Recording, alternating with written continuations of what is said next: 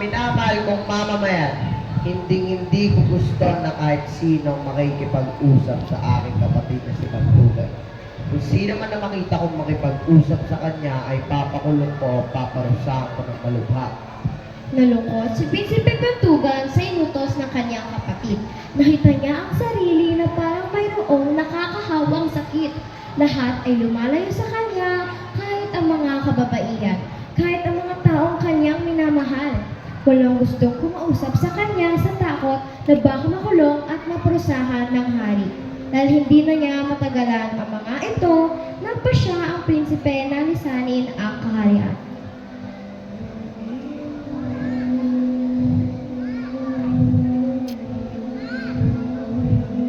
Maaari ba magtanong?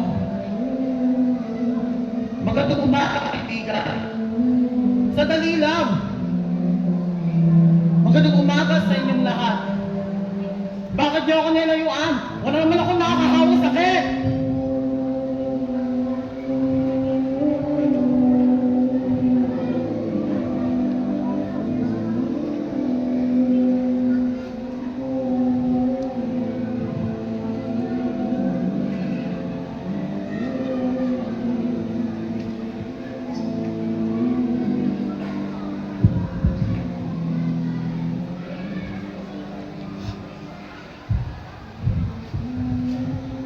Sinong tatay mo?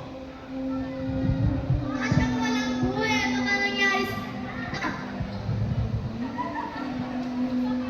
Sa tibangan prinsipe, siya si Prinsipe Bantugan. Ang nakakabala ng kapatid ni Hari Madaling. Nakakita sa kaharian ng Bumbaran. Ang kaibigan kong loro, ipadala natin si Prinsipe Bantugan sa konseho.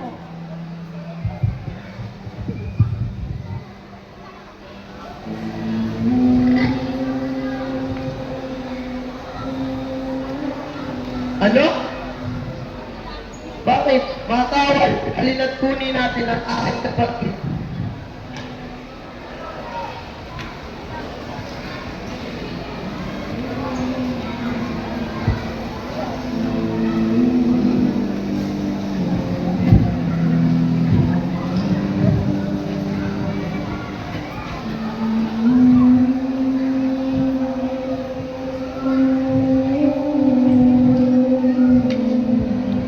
Tawad aking kapatid. Agad na pumunta sa langit si Haring Madali para kausapin ng Diyos na buhayin muli ang kanyang kapatid. O Diyos ko, ibalik mo ang buhay ng aking kapatid. Pangako, mamahalin at uunawain ko na ang aking nakababatang kapatid. Nabuhay at naging masaya ang magkapatid sa kaharian ng Bumbaran.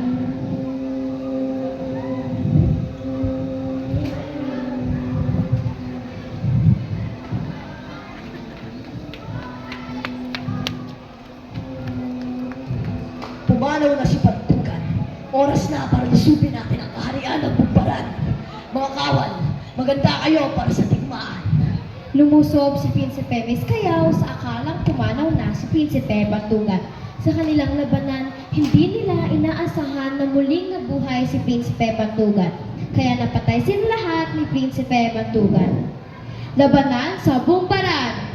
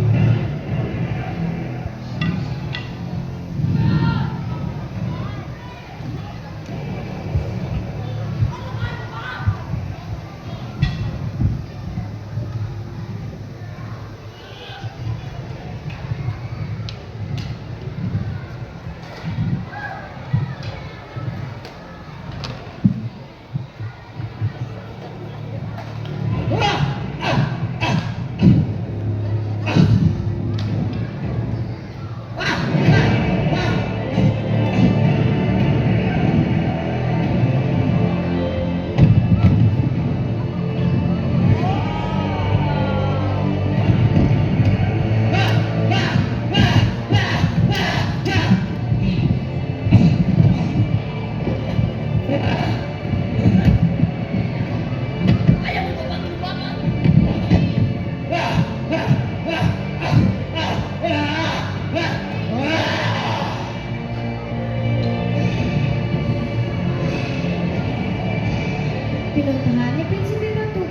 Prinsesa na Timbang upang pasalamatan.